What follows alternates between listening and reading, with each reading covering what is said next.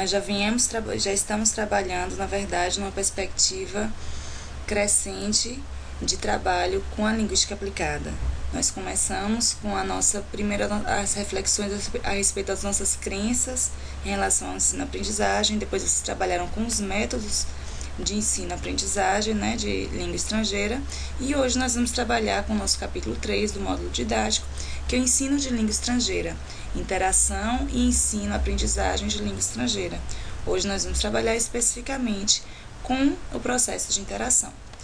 O roteiro de nossa aula, o que nós vamos trabalhar em aula especificamente hoje é a identificação da diferença entre o ensino tradicional e o ensino colaborativo de língua estrangeira, o reconhecimento da importância da relação de interação-aprendizagem, a apresentação das ideias de Vygotsky e, por último, a identificação dos fundamentos da teoria socio-interacionista, que é justamente a teoria apresentada por Vygotsky.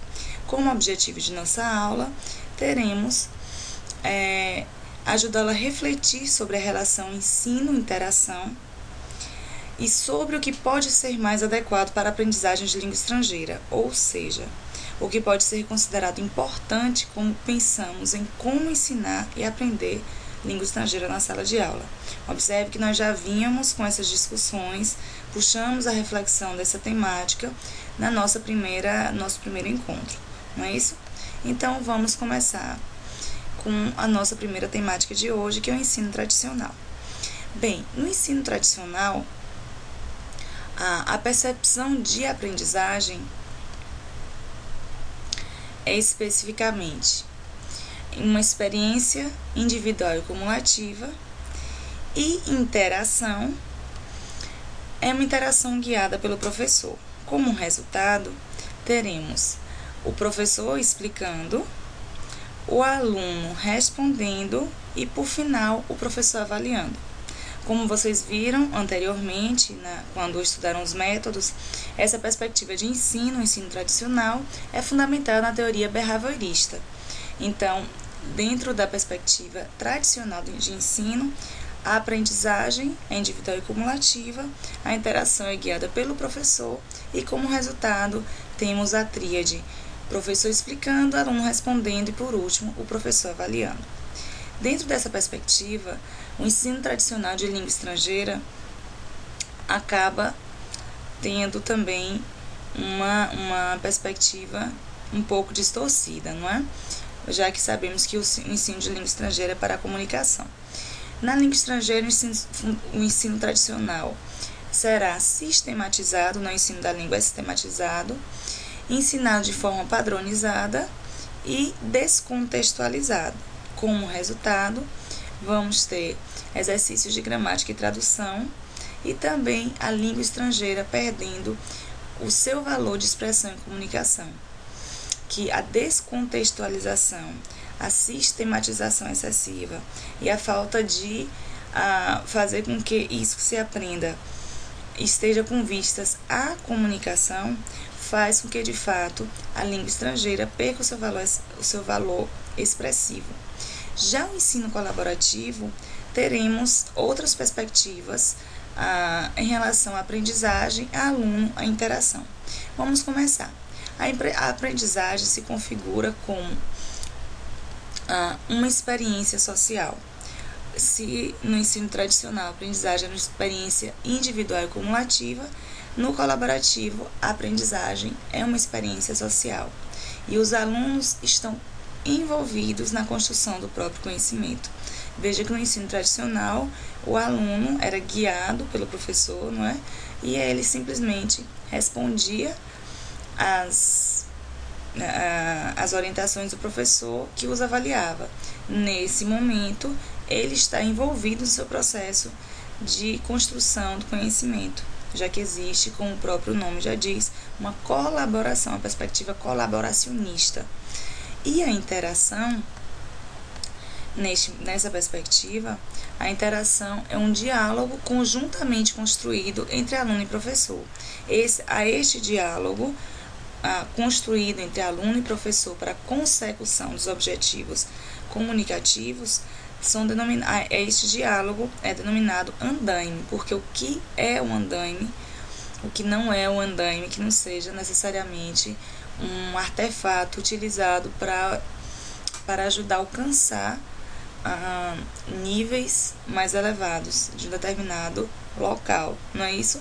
Então, a interação, ou seja, a interação serve como andaime, que é a maneira pela qual alunos e professores têm de alcançarem níveis mais elevados. E níveis mais elevados, lembrando que quando se fala em nível elevado em língua estrangeira é de comunicação, se utilizando da interação, que é o andaime desse tipo de ensino, né?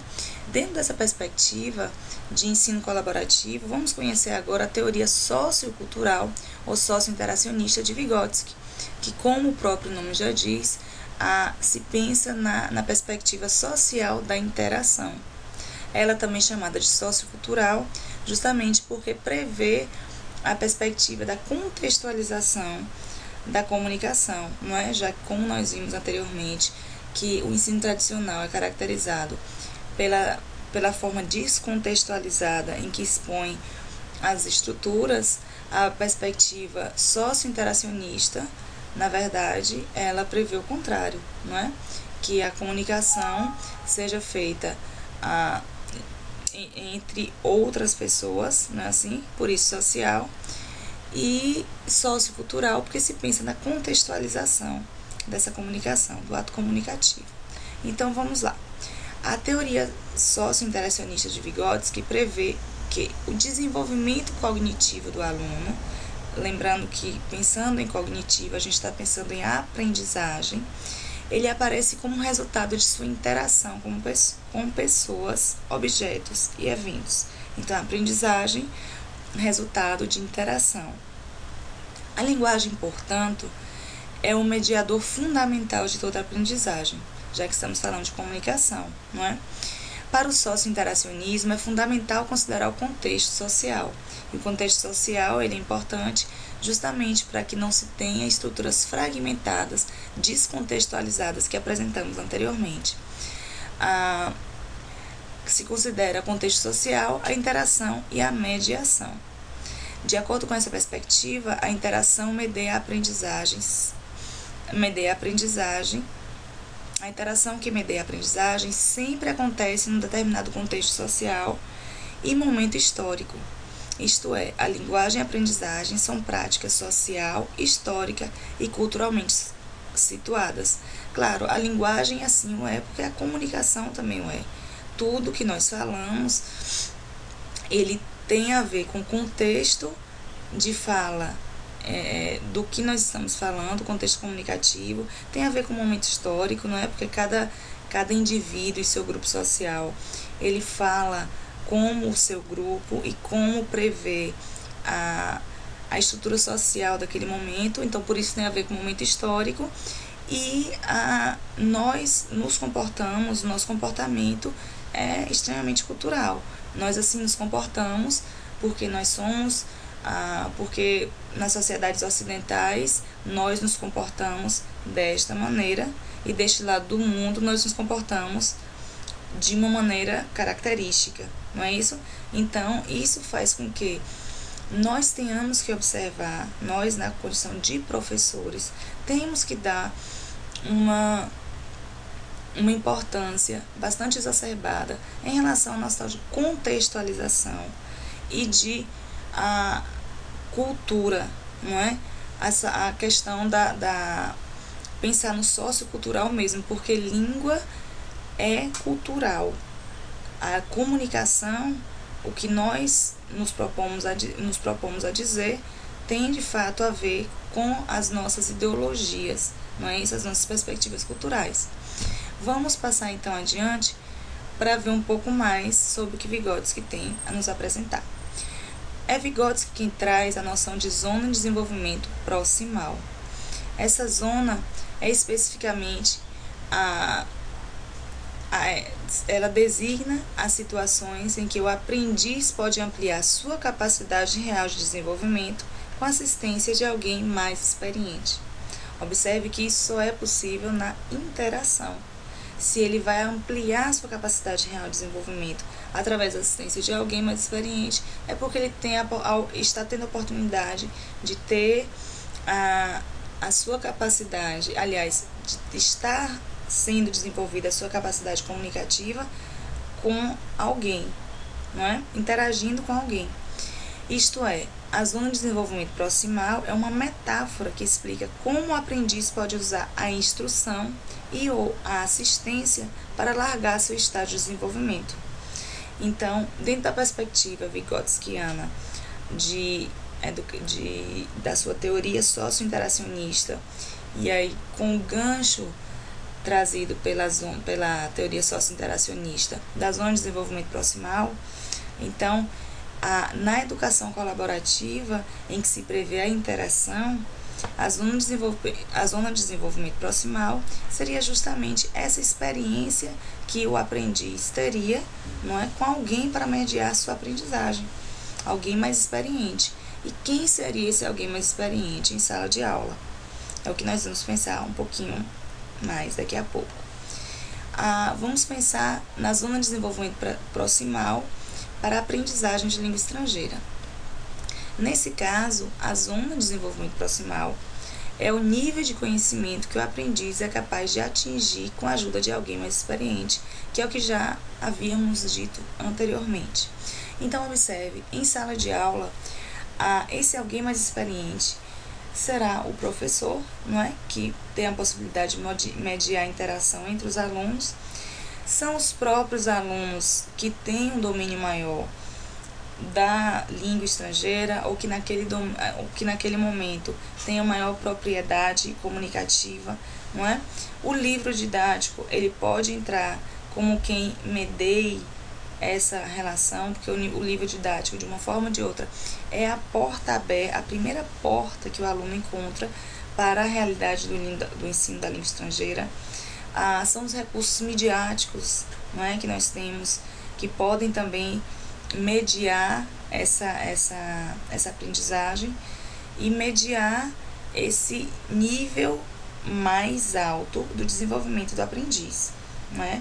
Então, a nossa aula de hoje, nosso encontro de hoje, teve a intenção, teve o objetivo de que vocês refletissem sobre o processo de interação, não é, em sala de aula.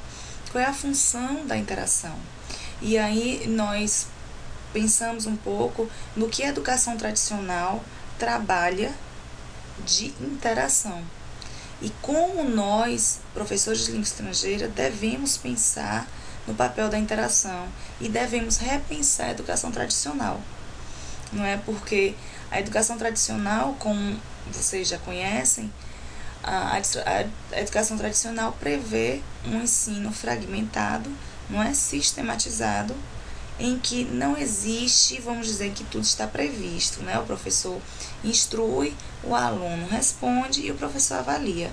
Entretanto, em língua estrangeira, e não posso dizer com propriedade onde exatamente isso funcione, mas em língua estrangeira a gente sabe que isso inviabiliza a comunicação.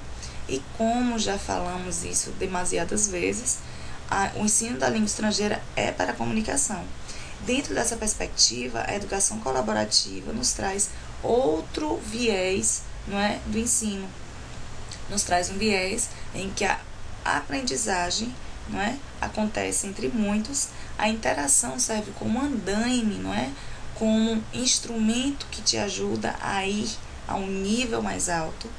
E dentro dessa perspectiva, a gente trouxe a teoria socio-interacionista de Vygotsky, que trabalha justamente dentro do viés, não é, do contexto social, do contexto histórico, não é, da interação como forma da interação e da mediação como forma de aprendizagem. Nós vimos ao final que a zona de desenvolvimento proximal, também trazida por Vygotsky, especificamente relacionada à aprendizagem de língua estrangeira, nos faz repensar no papel mesmo de quem pode nos ajudar a alcançar um nível maior de conhecimento na nossa língua estrangeira. Bem, hoje nós ficaremos por aqui. Desejo a todos bons estudos, que tenham disciplina exitosa e sucesso na disciplina. Até a próxima!